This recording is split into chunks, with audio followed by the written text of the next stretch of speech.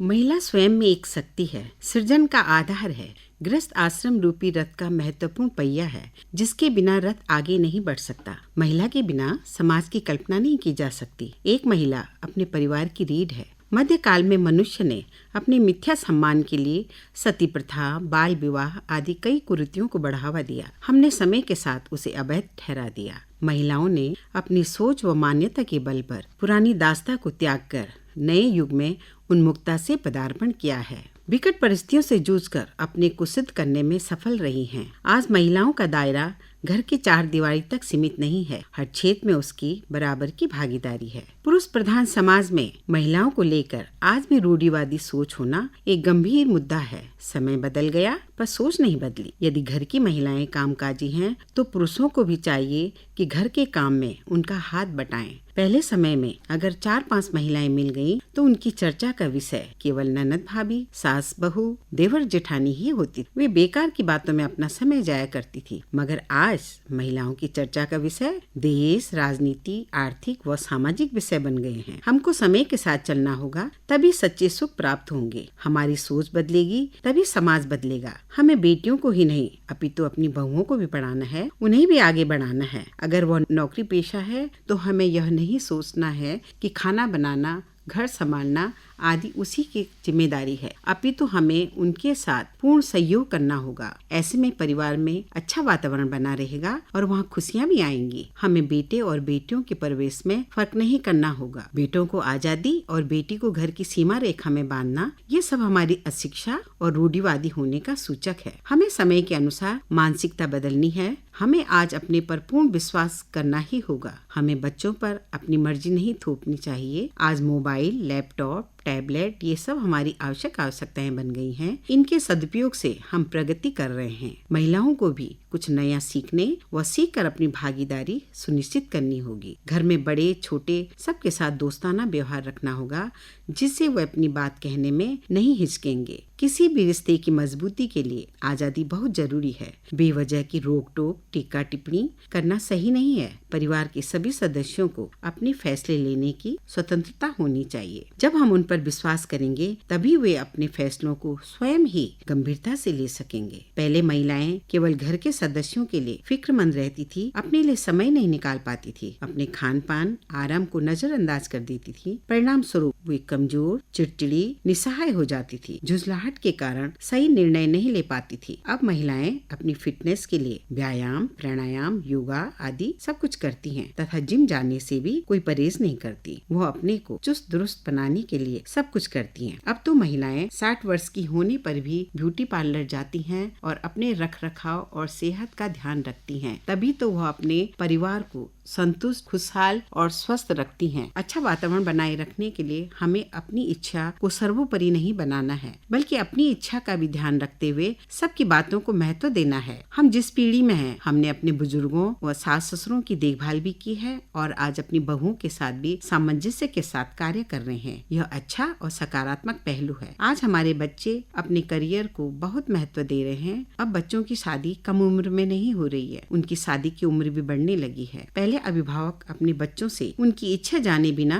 अपनी इच्छा थोप देते थे। माता पिता कहते थे, शादी की एक उम्र होती है, जो करना है शादी के बाद ससुराल में कर लेना। यह धारणा सही नहीं है। हमें उनको उनके पैरों पर खड़ा करने के बाद ही उनकी शादी की सोचनी चाहिए। महिला जननी है, उसे लिंग भेद नहीं करना चाहिए। आज सरकार ने भी लिंग भेद, भ्रूण हत्या पर कठोर कानून बना दिए हैं, जिससे समाज में सकारात्मक परिणाम आए हैं। जब महिला ही महिला के अस्तित्व को नकार दे, तो ये अच्छे असर नहीं। आज महिलाओं को नौकरी में भी अच्छे अवसर मिल रहे हैं। वे स्वावलंबी बन रही हैं। उन्होंने अपने को हर तरफ से योग्य बना दिया। बच्चों के महिला पुरुष और महिला मित्रों और पुरुष मित्रों के साथ मेल जोल को अन्यथा न लें, उनके हितैषी बने। सीमित सोच रखकर हम उनकी उन्नति में बाधक बन रहे हैं। हमें किसी की तुलना नहीं करनी चाहिए। अपने मायके वालों का गुणगान करके किसी अन्य को दुख न पहुंचाए, उनके साथ सहज व्यवहार करें। हमें अपने साथी के प्रति वफादार व सच्चा होना चाहिए। अगर किसी बात में मतभेद हो जाए, तो हम आपस में ही वार्तालाप करके मिलजुल कर उन मतभेदों को दूर करें। किसी तीसरे का बीच में बोलने का अवसर नहीं देना है। जितनी भी लड़ाई है, उसे उसी दिन खत्म कर देना चाहिए, नहीं तो हमारे अंदर कई नकारात्मक विचार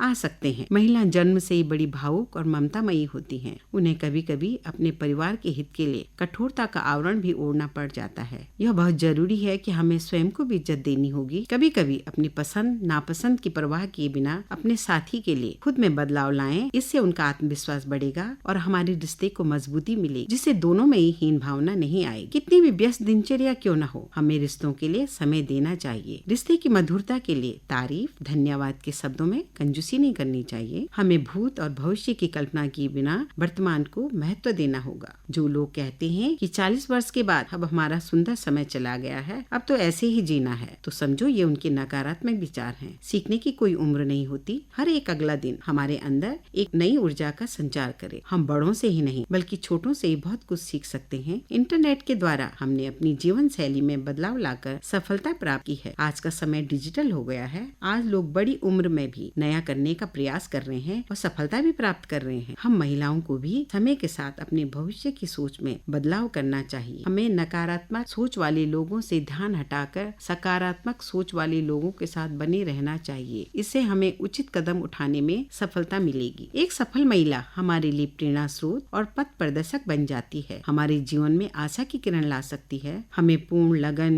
धैर्य का दामन थामकर सफलता का प्रयास करते ही रहना चाहिए। तभी हम नई बाधाओं से निकलकर नई दिशा में प्रवेश कर पाएंगे। समय का सदुपयोग करने से सफलता हमारे कदम चूमेगी। अपने वर्तमान को मजबूत बनाने से हम कई लोगों के दिलों में जगह बना लेते हैं और उनके आदर्श भी बन जाते हैं। समाज में जो कुरीतियां हैं उनको दूर करने के लिए हम सभी महिलाओं को एकजुट होकर लोगों की सोच में बदलाव लाना होगा। बदलाव सदैव महिला के दिमाग से शुरू हो तो ये बहुत अच्छा है। जब हम बदलेंगे अपने लिए और अपनों के लिए, तब जाकर समाज बदलेगा। इसीलिए कहा गया है कि मन के हारे हार है, मन के जीते जी। हम सभी यह मानते हैं कि मानसिक बल सर्वोपरि है। अपने को आदर देना सीखें। अपनी इज्जत अपने ही हाथ होती है। किसी के जीवन में घड़ी घड़ी हस्तक्षेप करके यदि हम अपना मान खो रहे हैं तो यह गलत बात है। हमें बेटी से दामाद की बुराई नहीं करनी चाहिए और न ही बेटे से बहू और पोते पोतियों की बुराई करनी चाहिए। उनको पालना हमारी जिम्मेदारी नहीं बल्कि उनके साथ बोलना खेलना ये सब हमारे अधिकार क्षेत्र में है। रोज रोज की लड़ाई से अपमानित होने से तो अच्छा है जहाँ रहो खुश रहो और उन्हें भी रहने दो। किसी ने सच ही कहा है, बदलाव जीवन का अभिन्न अंग है। अगर हम महिलाएं समय के मुताबिक खुद को नहीं बदल पाएंगी तो हम जिंदगी में बहुत पीछे ही रह जाएंगी। हम सभी को बदलते समय के साथ साथ अपनी जरूरतों इच्छाओं को समझकर पक्षपात रहित होकर सबका मार्गदर्शन करना होगा। महिला पुरुष सभी को मिलजुल कर अपनी छोटी छोटी जिम्मेदारियों का निर्वहन करके